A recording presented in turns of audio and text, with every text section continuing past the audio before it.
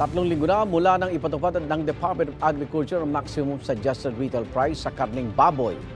Pero marami pa rin nahihirapang sumunod dito. 350 pesos kada kilo maximum SRP sa kasim at pigi.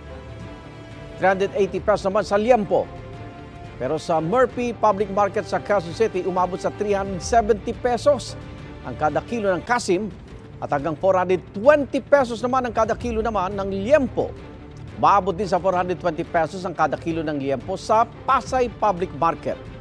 Bagya namang mas mura ang kasim doon pero lumalampas pa rin sa maximum SRP. Sabi ng ilang nagtitinda, kailangan nilang bawiin sa kasim at liempo ang lugi nila sa hindi mga naibebentang parte ng baboy. Mahal din daw ang benta sa kanila ng supplier dahil hindi raw bumababa ang farm gate price.